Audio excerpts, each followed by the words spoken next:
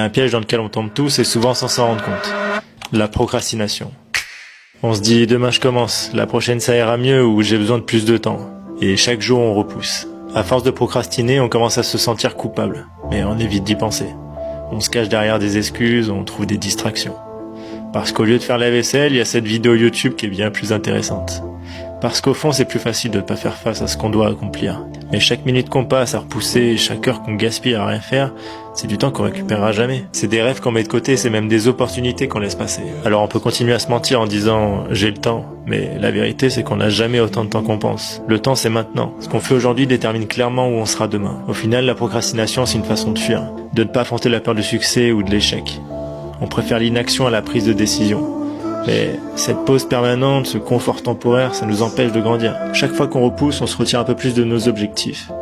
On s'éloigne un peu plus de la personne qu'on pourrait devenir. Alors il est temps de briser ce cercle. Pas demain ni la semaine prochaine, non. Aujourd'hui. Le moment où tu arrêtes de procrastiner est celui où tu prends le contrôle de ta vie. Alors fais ce premier pas, même s'il est petit. Parce qu'il n'y a pas de demain magique qui va tout changer. Ce qui change, c'est l'action. Et rappelle-toi, chaque minute passée à repousser, c'est une minute de moins à accomplir ce qui compte vraiment.